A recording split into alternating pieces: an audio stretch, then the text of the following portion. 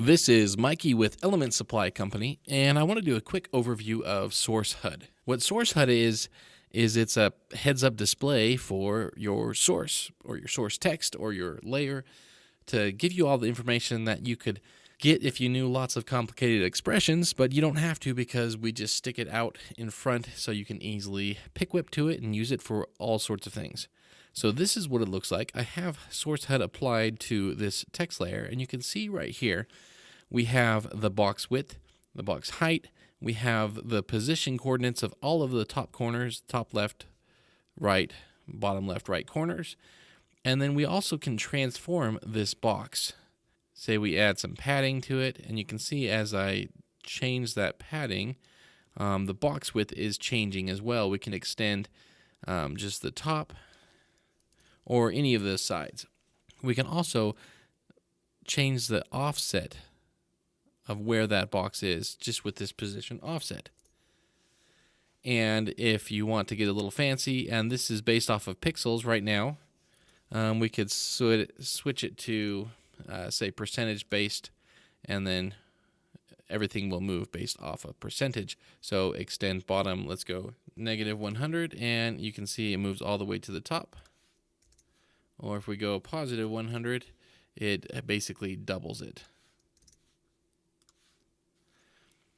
What you also see is if it's on a text layer, you have character count without spaces, word count, and line count. And basically any of these things here, you can just pick whip to it and be able to access this information, again, front and center. Another thing we've done is we've added to this a mask automatically. You can see that there's a mask here.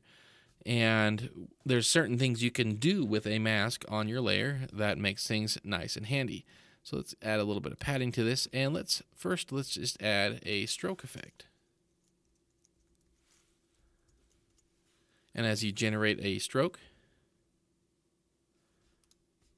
it just adds it right around where that mask is, because the stroke uses the mask of the layer.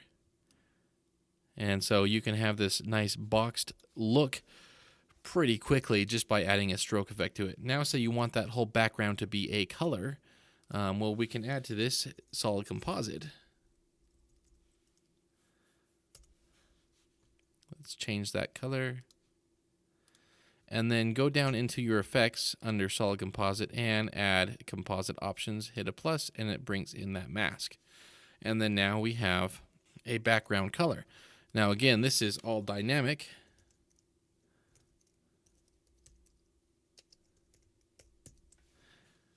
And automatically do that.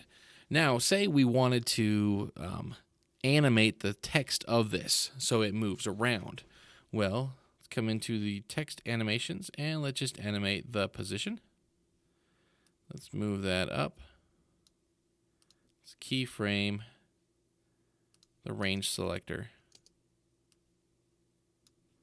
And you'll instantly see what's going on here. The box is dynamic, so it right here in the middle. That's not what I want it to do. So what I can do though is we have this mask settings, and we have this mask set to 0. If I turn that on, then what happens is it takes whatever the box looked like at 0, and that's where it'll draw the box. Now say I don't want that box to be to take the box shape at that time. I want it to be at a different time.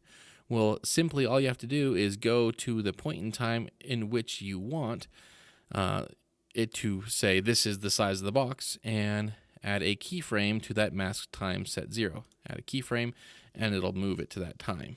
So now we can do this. One thing you'll notice though is since I have that mask set as composite option for that effect, I need to come in here and just duplicate this mask so I have one that also will actually mask out the text. And we have that look. See how quickly I was able to do that using this Source HUD. Now let's add some more to this. Say I want to have a second word. And what I've done is I've just linked the position of this word to one of the corner points. So as I come in here and again you can see it just moves things with it. Now, this is a really great tool if you're creating lower thirds, any sort of dynamic things. And since it is a preset and not a plugin, this is something that can be used in Mogurts, and the person using the Mogurt doesn't need to have the plugin installed because it's using all of the native tools built into After Effects to create all of this look. One more thing I wanted to show you is here we have another example where I've gone ahead and put null objects on every corner, and as we rotate, you see they just follow those corners, even with rotation or scale, and even better if it's 3D. It'll still follow those corners and tell you exactly where they are on your composition. So this is Source HUD from Element Supply Company.